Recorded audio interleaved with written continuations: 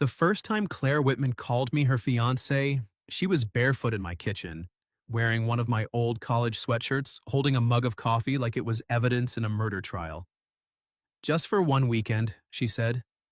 I stared at her over the half-built cabinet door on my workbench. That's how people end up on daytime court shows. I'm serious, Marcus.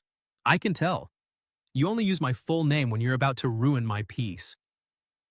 For the record, I'm Marcus Ellis, 32 years old, and I make custom furniture for people who have strong opinions about walnut grain. My life had become predictable in a way I claimed to enjoy.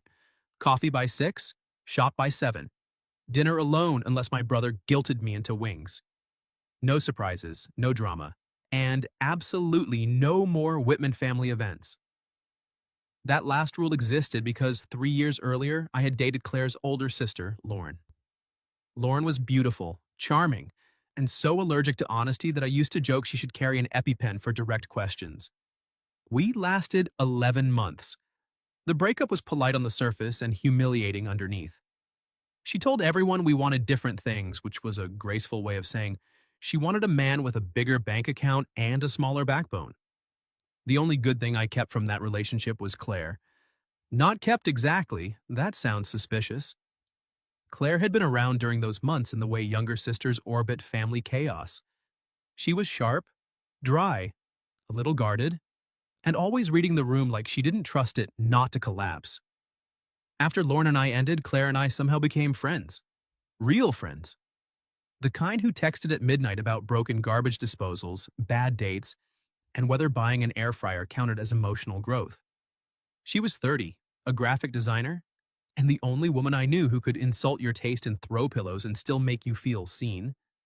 So when she showed up at my house on a Thursday morning with mascara under one eye and panic tucked behind her smile, I didn't ask why she had a garment bag in her car. I should have. My cousin's wedding is this weekend, she said. I remember. You threatened to fake the flu. I tried. Mom said she'd come over with soup and a thermometer. Rookie mistake. You should have said rash. Claire gave me a look. My ex is going to be there. That took the humor out of my hands. Evan? I asked. She nodded once. I had only met Evan Shaw twice.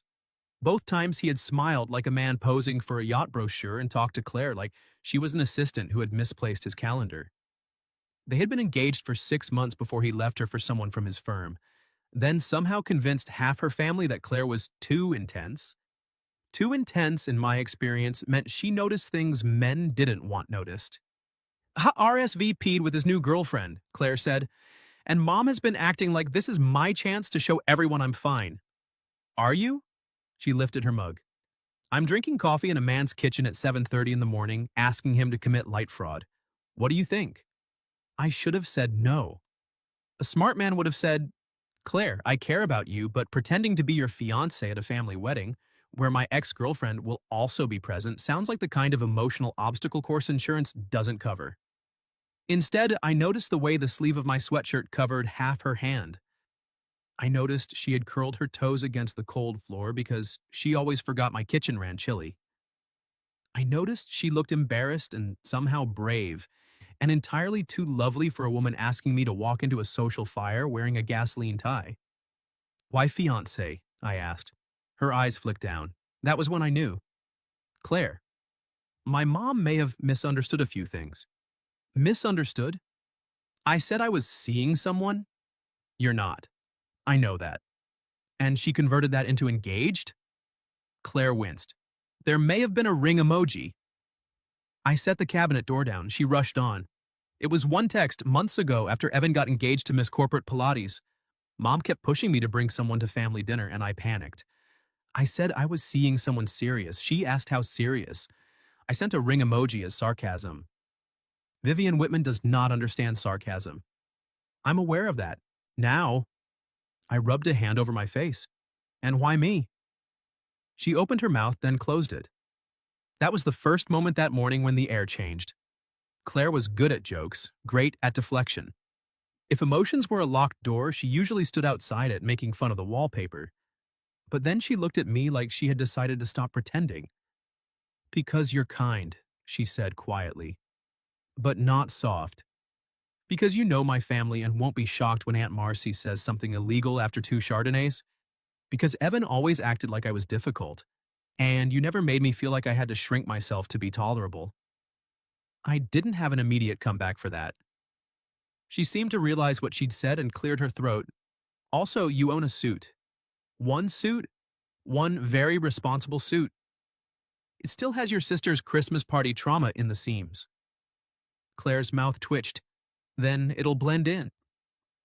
I wanted to say yes too quickly, which was exactly why I hesitated. Because the truth was, somewhere between fixing her leaky faucet last spring and watching her fall asleep on my couch during a terrible documentary about competitive birdwatching, Claire had stopped being just my ex's sister.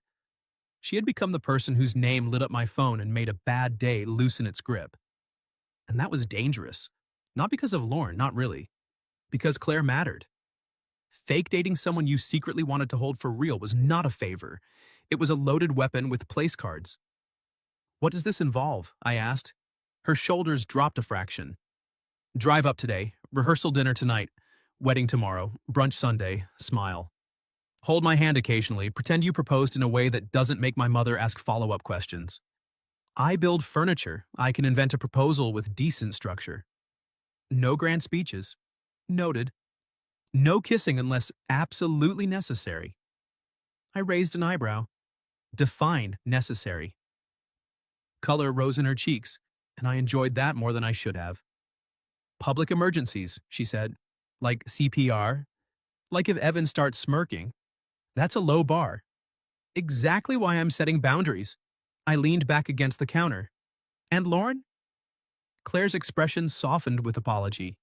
She'll be there. Of course she will. You don't have to do this. That was the problem. She meant it. She was already backing away from her own ask because she hated needing anyone. I took the mug from her hand and set it on the counter. Our fingers brushed. It was barely anything, the kind of contact adults pretend not to notice. But Claire went still. And so did I. For half a second, the kitchen felt smaller. You're not asking me to jump into traffic, I said. You're asking me to attend a wedding and lie to wealthy relatives with suspiciously white teeth. You hate weddings. I hate line dancing. You hate small talk. I'll survive. You hate my sister. I dislike her with discipline. Claire laughed, and there it was. The sound that always got under my ribs before I could defend myself. I should have stepped back. Instead, I said, I'll do it. Her smile disappeared first, like she didn't trust good news. Marcus. One weekend, I said. Fake fiancé, responsible suit. No kissing unless there's a smirk-related emergency. She looked at me for a long moment. Then she reached forward and adjusted the collar of my t-shirt, even though there was nothing wrong with it. It was an intimate little gesture. Too familiar to be casual, too gentle to be a joke. Thank you, she said. You're welcome. And for what it's worth, her fingers lingered near my shoulder. If I had to invent a fiancé, I could do worse. I smiled. Put that in the vows. We left 2 hours later in my truck. Her garment bag hooked behind the seat, my responsible suit lying flat across the back like it was being transported to trial. The drive to the coastal hotel took 3 hours, most of it filled with her, briefing me on family politics. Uncle Rob thinks he's a wine expert, she said. He is not. Noted. My grandmother will ask about children. We'll say we're focusing on our careers. She'll hate that. We'll say we're practicing. Claire choked on her iced tea. Do not say that to my grandmother. You said we needed to be convincing. She tried to glare, but she was smiling out the window, and the late afternoon sun caught the gold in her hair. I had to force my eyes back to the road. By the time we pulled under the white portico of the Seabrook Inn, I had almost convinced myself this could be simple. Then Vivian Whitman appeared in the lobby like a silk-wrapped weather event. Claire, she cried. She swept her daughter into a hug, then turned to me with eyes already shining. Marcus Ellis, she said. I always knew we'd see you again. That sentence had too many possible meanings, none of them safe. Claire slipped her hand into mine. It was supposed to be pretend. It did not feel pretend. Vivian looked down at our joined hands, then pressed both palms to her chest. Oh, you two. I'm just so happy. Claire squeezed my fingers once, a silent apology. I squeezed back, a silent, I've got you. Vivian handed us a cream-colored key envelope. Now, I hope you don't mind, but the hotel was nearly full with the wedding block, so I made sure you had one of the nicer rooms. Claire froze. I felt it before I understood it. Mom, she said carefully. What room? The garden suite, Vivian said. It's perfect for an engaged couple, romantic but tasteful. I opened the envelope. One key card, one room number. Claire leaned close enough that her shoulder pressed against my arm, close enough for me to smell her shampoo and nerves. Mom, she whispered, please tell me there are 2 beds? Vivian smiled like we had said something adorable. Oh, sweetheart, she said. Of course not. Claire did not scream. I respected that about her. She simply smiled at her mother with the serene expression of a woman mentally setting fire to a hotel. Wonderful, Claire said. Vivian beamed. I knew you'd think so. The garden suite was at the end of a quiet hallway which gave Claire exactly 47 steps to whisper threats. I'm going to fake my death. Messy. I'll join a monastery. Do they take graphic designers? I'll haunt this hotel. Useful. You can make sure future fake fiancés get 2 beds. She stopped outside the room and turned on me. You're enjoying this. I'm coping with humor. You're smiling. Internally panicking with dimples. That got the corner of her mouth to twitch, which felt like a personal victory. Then I opened the door. The suite was gorgeous. Cream walls, ocean blue curtains, a small balcony overlooking a garden strung with lights. There was a fireplace, a little sofa, champagne chilling in a silver bucket, and one enormous bed covered in white linens and rose petals. Claire stared at it. I stared at it. The bed, smugly, stared back. Romantic but tasteful, I said. Claire walked over, picked up a rose petal, and held it like forensic evidence. My mother is a criminal. I set our bags down. I'll take the sofa. She glanced at it. The sofa was decorative, designed for 1 fancy child or 3 throw pillows, not a 6'2" adult man. You will not. Claire. No, you're doing me a favor. I'm not making you fold yourself onto that thing like a camping chair. I've slept in worse places, and I've made worse decisions, but I'm trying to grow. I looked at the bed again, then at her. She lifted a finger. Do not make this weird. I wasn't. You were thinking. I do that sometimes. Stop. I laughed, and she rolled her eyes, but the blush at her throat told the truth. She was thinking too. We negotiated like diplomats. Pillows down the middle, separate blankets, bathroom schedule, no accidental cuddling unless caused by an act of God or poor mattress engineering. By the time we changed for the rehearsal dinner, I had repeated the word fake in my head so often it no longer sounded like English. Then Claire stepped out of the bathroom. Her dress was deep green, simple and soft, hitting just below her knees. Her hair was pinned up with a few loose strands brushing her jaw. She wore small gold earrings and lipstick the color of cherries after rain. I forgot how to be normal. She looked down at herself. Too much? No. Her eyes flicked to mine. I cleared my throat. You look beautiful. There, plain, dangerous. True. The teasing left her face. Oh, she said softly. Thank you. I wanted to cross the room. Instead, I adjusted my cuff like it required all my concentration. You clean up okay too, she added. Okay? Very respectable. Like a man who pays taxes and knows where the emergency exits are. That's my brand. She came close enough to straighten my tie. This time, I knew there was nothing wrong with it. Her fingers moved slowly anyway. We need a proposal story, she said. Right now? If Aunt Marcy asks and we hesitate, she'll smell blood. Fine, I proposed in my workshop. Claire glanced up. Did you? Made you a jewelry box. Ring was inside. Her fingers stilled on my tie. That's actually... She swallowed. That's good. I'm a craftsman. We commit to the bit. What kind of wood? Cherry, obviously. Obviously. Warm, stubborn. Looks better with time. Her gaze held mine and the room went quiet around us. That better not be a metaphor for me, she murmured. It can be if you like it. And if I don't, I'll claim artistic intent. She smiled, but it was softer than before. Her hand rested flat against my chest for 1 second too long, and my heartbeat had the audacity to announce itself beneath her palm. Claire felt it. I knew she did. Then she stepped back. We should go before I lose my nerve. I offered my arm. Fiancé. She slid her hand into the crook of my elbow. Temporary fiancé. We'll workshop the title. The rehearsal dinner took place in a private room overlooking the water. It was all candlelight, clinking glasses, and relatives pretending not to stare at us. Lauren saw me first. She wore silver in surprise. Her smile sharpened when her eyes moved from my face to Claire's hand tucked possessively around my arm. Marcus, she said. Wow, this is unexpected. Lauren. Claire leaned into me, not dramatically, just enough. Isn't it? She said. Life's funny. Lauren's gaze narrowed for half a second, then she kissed the air near Claire's cheek. I had no idea you two were together. We kept it private, Claire said. I covered her hand with mine. Best things usually are.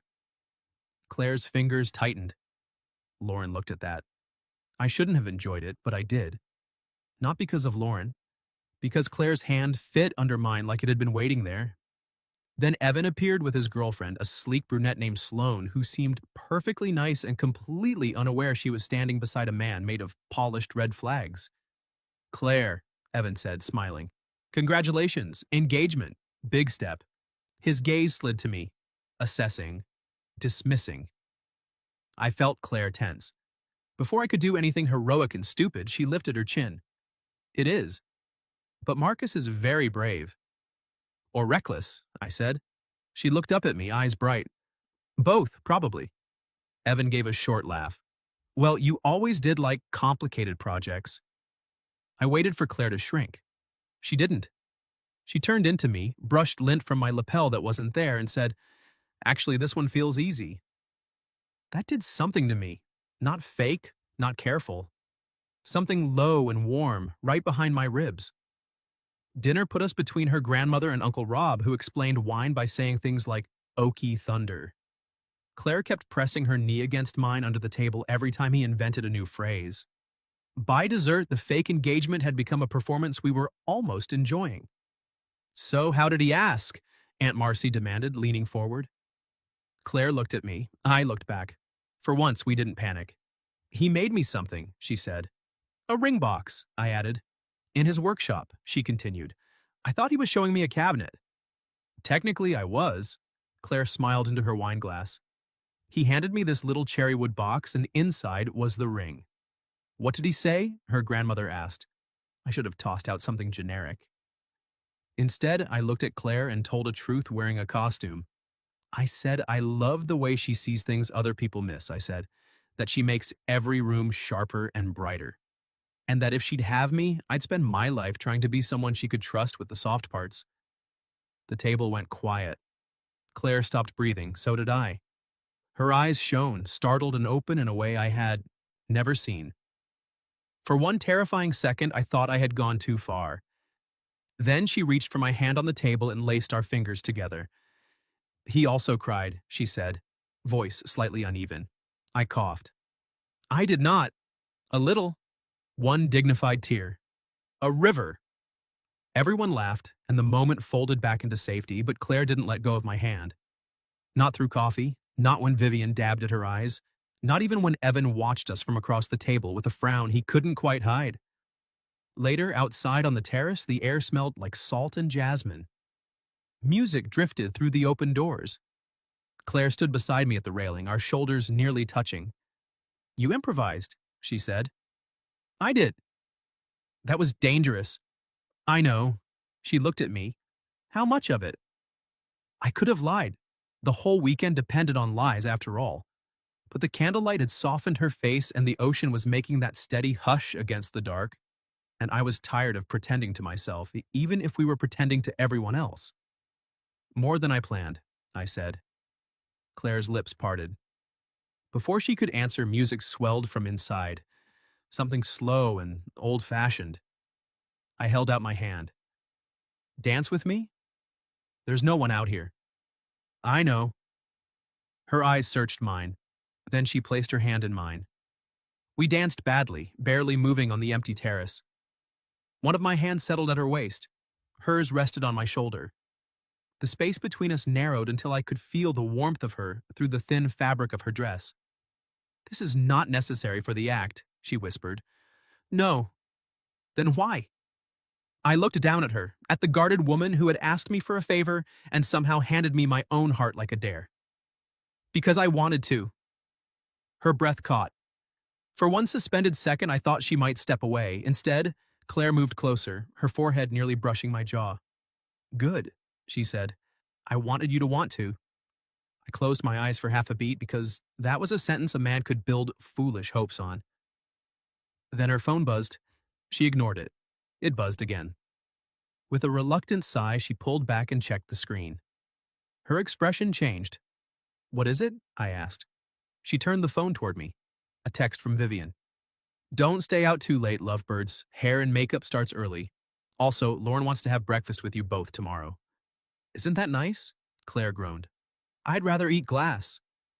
I took her hand again before the night could harden around us. Tomorrow can be complicated, I said. Tonight, we're still dancing. She looked at our joined hands, then back at me, and smiled. Then don't step on my feet, temporary fiancé. The pillow wall lasted 11 minutes, not because either of us did anything scandalous, because Claire took one look at the neat barrier I'd built down the center of the bed and said, That is the saddest fort I've ever seen. It's a boundary structure. It's 2 pillows and fear. High-quality fear. She stood at the foot of the bed in soft shorts and an oversized t-shirt, hair loose around her shoulders, face scrubbed clean. Somehow she looked more dangerous than she had in the green dress. I kept my eyes on the decorative lamp. The lamp had never asked me to fake marry it. Claire climbed under her blanket on the left side. I took the right, lying on my back with the rigid dignity of a corpse at a viewing. After a minute, she whispered, Marcus. Yes. Are you breathing like that on purpose? Like what? Like you're diffusing a bomb. I'm trying to be respectful. A pause, then softer. I know. Those 2 words undid me more than flirting would have. The room was dark except for a strip of moonlight across the foot of the bed. Beyond the balcony doors, the garden lights glowed faintly. I could hear Claire shift, then stop. Can I ask you something? She said. Always. Did it bother you, seeing Lauren? I stared at the ceiling. Less than I expected. That's not a no. It bothered me that she looked at you like you'd taken something from her. Claire gave a small, humorless laugh. Lauren believes people are available for taking. I turned my head. Her face was shadowed, but I could make out the curve of her cheek, the dark fan of her lashes. She hurt you too, I said. Claire was quiet so long I thought she wouldn't answer. When we were kids, she was the sun, she said finally. Everyone moved around her. I learned to be useful, funny, low maintenance. If I needed less, nobody could accuse me of wanting too much. My chest tightened. And Evan? I asked. He liked that at first. Then he hated me for it. Said I was impossible to read. She rolled onto her back. I think he meant I stopped handing him instructions for how to love me. The urge to reach for her was almost physical. You're not hard to love, Claire. She turned her head toward me. The words had crossed a line. I knew it. She knew it. I could have corrected myself, made it broad, friendly, harmless. I didn't. Her voice came out thin. You shouldn't say things like that while we're sharing a bed. Probably not, especially when I'm emotionally compromised by rose petals. Those petals were aggressive. A laugh escaped her, shaky and sweet. Then her hand appeared over the pillow wall, palm up. My heart knocked once, hard. I slid my hand into hers. We lay there in the dark, not touching anywhere else, fingers linked between 2 pillows and every reason we shouldn't. Eventually, Claire whispered, This part doesn't feel fake. No, I said. It doesn't. Neither of us slept much. By morning, the pillow wall had migrated to the floor and Claire was curled toward me, her hand tucked against my chest like it had found its way there without permission. I was on my side, facing her, one arm carefully above my head, as if that made me innocent. Her eyes opened. For 3 seconds, neither of us moved. Then she looked at her hand on me. I was cold, of course, and unconscious. Dangerous combination. She didn't pull away. Instead, her thumb moved once over the cotton of my t-shirt, right above my heart. The smallness of it nearly killed me. A knock sounded at the door. Claire jerked back. If that's my mother, I'm climbing off the balcony. We're on the 3rd floor. I'll tuck and roll. I opened the door to find a room service cart and a note from Vivian. Breakfast with Lauren moved to the garden patio. 10 minutes. Wear something cute, both of you. Claire read it over my shoulder. She added both of you because she thinks your current outfit lacks whimsy. My current outfit is pants. Bare minimum, fiancé. The garden patio looked like a lifestyle magazine had exploded. White umbrellas, tiny pastries, flower arrangements no one needed. Lauren sat alone at a table for 4, sunglasses on, phone beside her.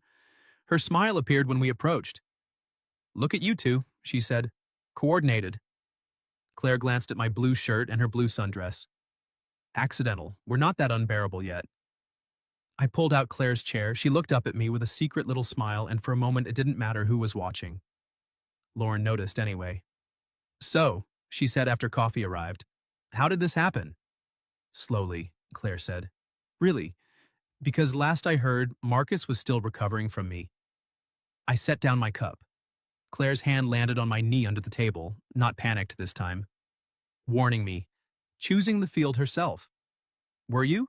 She asked me lightly. I looked at Lauren, then at Claire. No, I said. I was relieved longer than I was heartbroken. Lauren's mouth tightened. Claire's fingers squeezed my knee and I covered her hand with mine under the table. Lauren leaned back. Well, honest as ever. I try. And you're okay with this? She asked Claire. Dating someone I dated? Claire's smile thinned. You dated him. You didn't brand him. A startled laugh burst out of me before I could stop it. Lauren removed her sunglasses.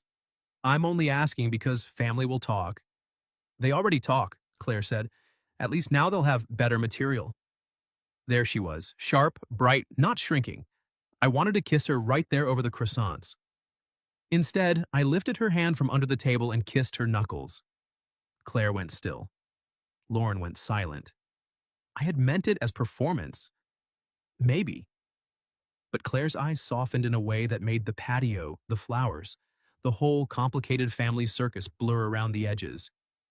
Breakfast ended shortly after that. As soon as we escaped to a narrow path, behind the hedges, Claire stopped walking. You kissed my hand, she said. I did. For Lauren. Partly. Her gaze sharpened. Marcus. I took a breath. I liked doing it. The breeze moved through the hedges. Somewhere nearby, staff clattered dishes and wedding guests laughed, but she and I might as well have been alone on an island. Claire stepped closer. You keep saying real things in fake moments.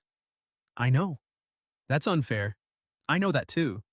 Are you trying to confuse me? No. I swallowed. I'm trying very hard not to. Her expression shifted then, less accusation, more fear. What happened Sunday? She asked. The honest answer was waiting like a cliff. I reached up slowly, giving her time to step away, and brushed a loose strand of hair from her cheek. She didn't move. Her eyes fluttered once, then fixed on mine. Sunday we stopped lying to them, I said. But I don't want to go back to lying to myself. Her lips parted. About what? She whispered. I smiled faintly. You know what? I want you to say it. There was the challenge in her, the bravery, the hand reaching through the dark again. I want you, I said. Not because of Lauren, not because of Evan, not because of this weekend. I want you when you're insulting hotel decor and when you're pretending you don't need anyone and when you look at me like you're afraid I might actually stay. Her breath caught hard enough for me to hear. Then she rose on her toes and kissed me. It was not a smirk-related emergency. It was slow, warm, and deliberate. Her hand slid to my shoulders. Mine settled at her waist, pulling her in only when she leaned closer first. She tasted like coffee and nerves, and something I had wanted for too long to name. When she drew back, her eyes were bright. "I wanted to do that last night," she said, "during Uncle Rob's Okie Thunder speech. Especially then." I laughed against her forehead, and she tucked herself into me for one stolen second. Then her phone buzzed. She groaned. "If my mother has scheduled a fertility consultation, I'm leaving the country." But the message wasn't from Vivian. Claire read it, and her face drained. "What?" I asked. She turned the screen toward me. "Evan, we should talk before the ceremony. Privately, you owe me that much." I felt anger rise, fast and useless. Claire looked up before I could say anything. "Don't do the protective jaw thing." "I don't have a protective jaw thing." "You absolutely do." She slipped her hand into mine. "And I don't owe him anything." "Damn right." "But I might talk to him anyway," she said. "Not because he deserves it. Because I want to be done flinching." I studied her face. "Then I'll be nearby if you want me." She smiled, small but real. "I want you nearby even when I don't need rescuing." That was better than trust. That was a choice. I kissed her once more, soft and brief, because she had asked me to say things out loud, and I was learning. "Then nearby is where I'll be," I said. Claire met Evan beside the hotel's side garden where the hedges were tall enough to pretend privacy existed. I waited near the fountain, close enough to be useful, far enough not to insult her courage. She had changed into her bridesmaid dress for the ceremony, pale blue silk that made her look like some expensive dream I had no business touching. Her hair was swept back, her shoulders bare, her posture straight. Evan, in a navy suit and practiced regret, looked like he had rehearsed in a mirror. I couldn't hear every word. I heard enough. "I just think this is sudden," he said. Claire folded her arms. "You texted me privately before my cousin's wedding to comment on my timeline? I'm worried about you. No, you're curious about whether I'm still available to be affected by you." My mouth twitched despite myself. Evan glanced toward me. "With him?" "Come on, Claire." She looked over too. Our eyes met. I didn't move. Didn't rescue. Didn't perform. I just stood there and let her see me seeing her. When she turned back to Evan, her voice was calm. "Yes, with him." "You expect me to believe you're in love with your sister's ex?" Claire's chin lifted. "I don't expect you to believe anything. That's the nice thing about not belonging to you anymore." Evan's face changed. Not dramatically. Just enough to show the polished finish cracking. "You used to be less cold," he said. "No," she replied. "I used to be more hopeful you'd become kind." That one landed. Evan said something too low for me to catch. Claire listened, then shook her head once. "I don't wish you badly," she said. "But I don't miss you, and I'm not confused because you're uncomfortable." Then she walked away. Not fast, not shaking. Toward me. I swear I had never seen anything sexier than that woman choosing her own exit. When she reached me, I offered my hand. She took it. "Nearby enough?" I asked. "Perfectly." "You were terrifying." I was concise. Devastating combination. Her mouth curved, but her hand trembled in mine. I drew her behind the bend of the walkway, hidden from the main lawn by a wall of climbing roses. Only then did she exhale. "I thought I'd feel triumphant," she admitted. "Mostly I feel like I need a nap and possibly a pastry. I can provide one of those immediately and the other after the ceremony. A true provider." I brushed my thumb over her knuckles. "I'm proud of you." Her eyes flicked up, vulnerable now that the fight was over. "That matters more than I want it to." "Good." "Good? I like mattering to you." She stepped closer, the blue silk of her dress brushing my suit. "You do." The words were simple. No audience, no fake engagement requirement. My hand rose to her waist. "Claire." "I know," she whispered. "Wedding, makeup, timing. Also, if I kiss you right now, I may ruin whatever professional magic they did to your lipstick. Her gaze dropped to my mouth.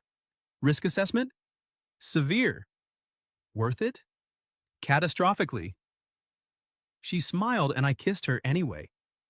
Soft at first because she had just faced a ghost and won. Then not so soft because she made a small sound against my mouth and caught my lapels like she had no intention of letting me be noble.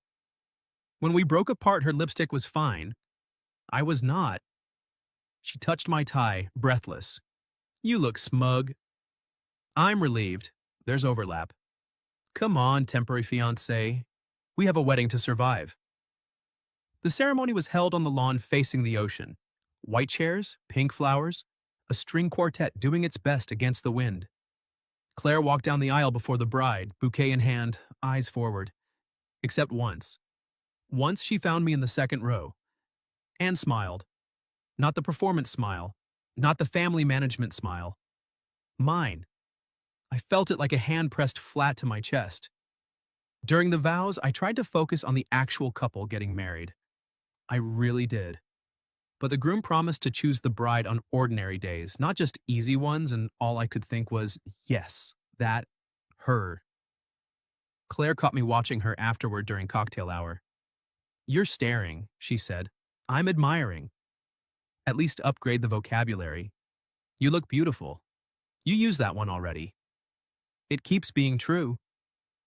She rolled her eyes, but pleasure warmed her face.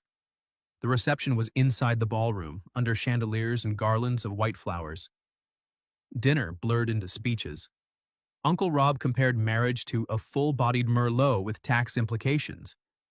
Claire almost choked laughing. Then Vivian stood. Oh no, Claire whispered. Vivian tapped her glass. Before dancing begins, I just want to say how full my heart is tonight. My niece is married, my family is together, and my Claire has finally found someone who looks at her the way she deserves. Claire froze beside me. Vivian turned her damp-eyed smile on us. Marcus, welcome back to this family in the most unexpected and wonderful way. Applause rose around us. Claire's face had gone pale. I leaned toward her. Breathe. I'm going to hell. Probably a well-designed corner of it. She laughed once, panicked and tiny. Vivian lifted her glass. To love finding its way. Everyone toasted, including Lauren, whose expression suggested she had swallowed a lemon whole. Claire set her champagne down, untouched. Marcus, I can't. I followed her out of the ballroom before anyone could stop us. She didn't stop until we reached the quiet corridor near the garden suite. Then she turned on me, eyes shining. This is out of control. Yes? My mother is making speeches. My grandmother asked if we want a June or September wedding. Aunt Marcy showed me centerpiece options. Marcy moves fast. Don't joke. I shut my mouth. Claire pressed her hands over her face. I kissed you twice. I held your hand in front of everyone.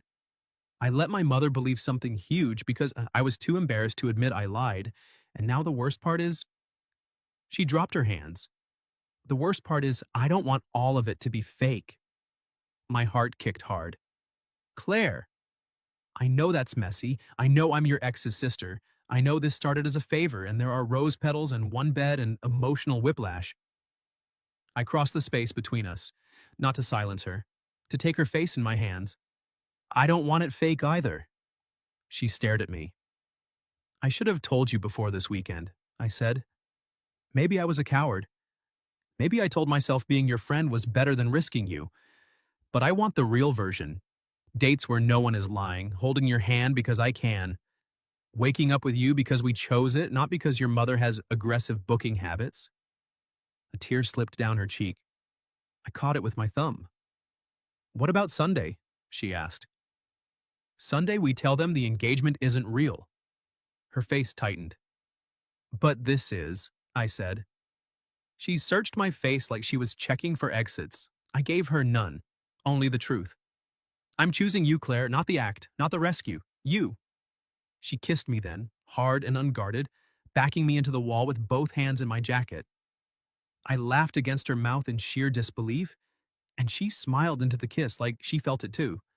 the terrifying relief of finally stepping off the ledge and finding ground. When she pulled back, her forehead rested against mine. "Real dates," she whispered, "as many as you'll give me.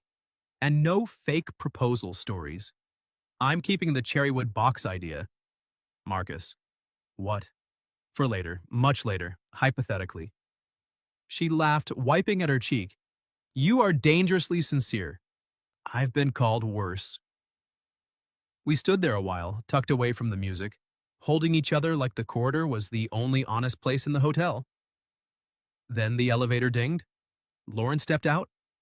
She saw Claire in my arms, saw Claire's tear-streaked smile, saw my hands at her waist.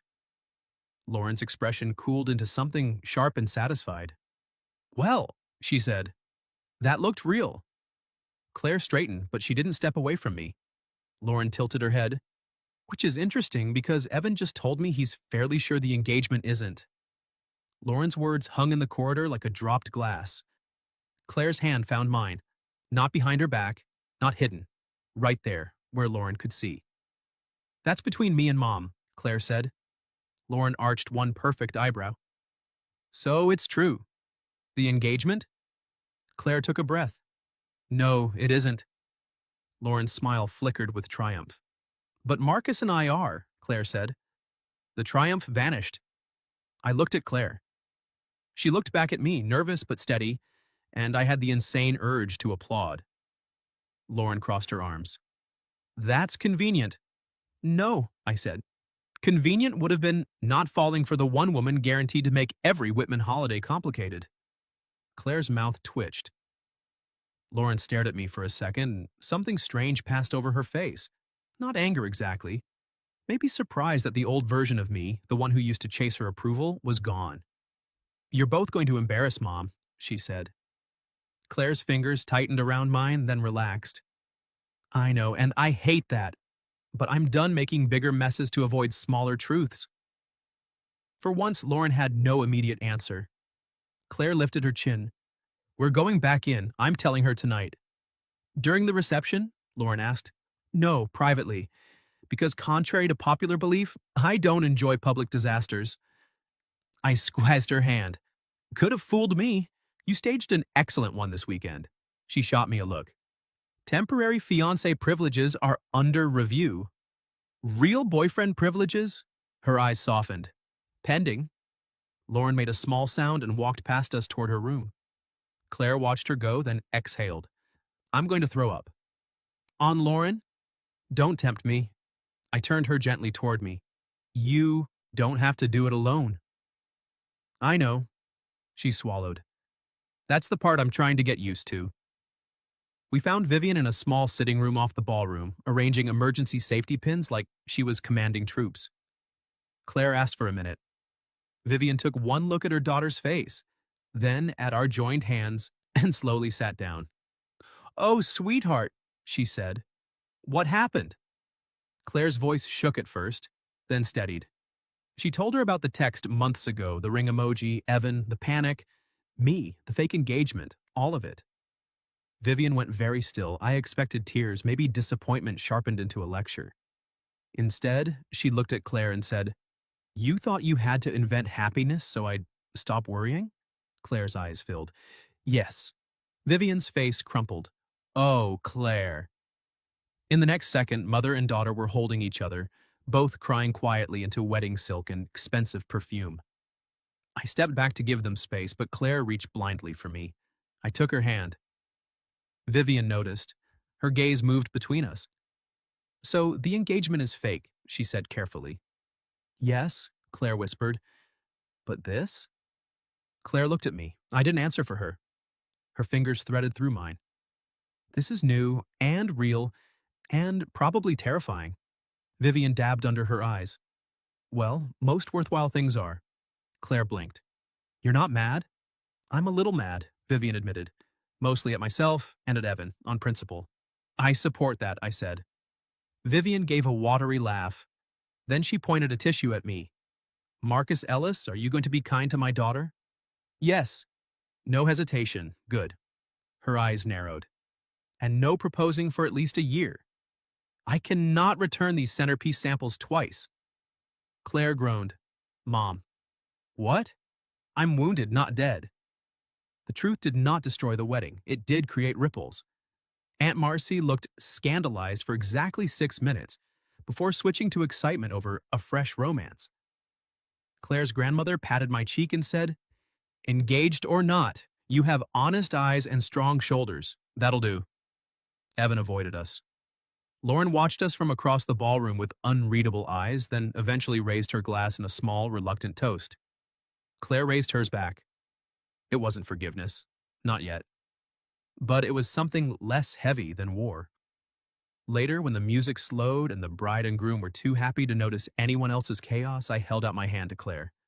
No audience requirements, I said. No family strategy, just me asking.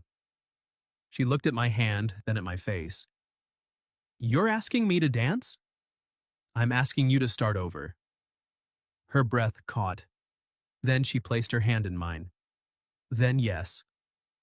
We danced in the middle of the ballroom this time, not hidden on a terrace, not pretending by the railing. Her cheek rested against my chest and my hand spread warm at her back. I'm sorry I dragged you into this, she murmured. I'm not. You had to share a bed with rose petals. A hardship. You faced my mother. I survived. You saw Lauren. I saw you. She lifted her head. The room blurred again, just like it had on the terrace. But this time, I didn't have to wonder what was real. I love you, I said. Claire went perfectly still. Then her eyes shone and her smile trembled into something brave. I love you too, she whispered, which is wildly inconvenient. I've built custom shelving in houses with crooked floors. I can handle inconvenient. She laughed and I kissed her right there under the chandeliers, in front of her family, my ex, her ex, and Uncle Rob, who loudly declared the moment romantically tannic. By Sunday morning, the garden suite no longer felt like a trap. The pillows stayed on the floor. Nothing happened that we weren't ready for. We just slept tangled together, Claire's head on my shoulder, my arm around her waist, both of us exhausted from honesty. When sunlight came through the curtains, she looked at me sleepily and said, So, real breakfast? Real breakfast. Real coffee? Obviously. Real dating? I kissed her forehead. As real as cherrywood. She smiled against my chest. That metaphor is growing on me. 6 months later, there was a cherrywood box on Claire's desk. Not a ring box, not yet. It held paper clips, spare keys, and the fortune from our first official date. Good things arrived disguised as trouble. She had rolled her eyes when I gave it to her, then cried for 3 minutes and accused me of emotional sabotage. By the following spring, we had built a life that looked ordinary from the outside and miraculous from where I stood. Sunday mornings at the farmer's market, her sketchbooks on my kitchen table, my sawdust on her black jeans, family dinners where Vivian still occasionally introduced me as not the fake fiancé anymore. And Claire would squeeze my knee under the table like our oldest private joke. Lauren and I became civil. Evan became irrelevant. Aunt Marcy remained legally concerning. And one rainy night, almost a year after that wedding weekend, Claire stood barefoot in my kitchen again, wearing my old college sweatshirt, holding coffee like evidence. Only this time, she was smiling. You know, she said, this is where the crime began. I set down the piece of cherry wood I'd been sanding. Light fraud, minimal sentencing. She crossed the room and slipped her arms around my waist. Worth it? I looked at her, at the woman who had asked me to pretend, then dared me to be honest. I kissed her slowly with rain tapping the windows and sawdust on my hands and her laughter waiting against my mouth. Worth everything, I said, and she believed me. What would you have done if your ex's sister asked you to be her fake fiancé for a wedding weekend and her mom booked you a room with one bed? Have you ever experienced anything even close to that kind of complicated romantic situation? Tell me your story in the comments. If you like this one, leave a like, subscribe, and I'll see you in the next video.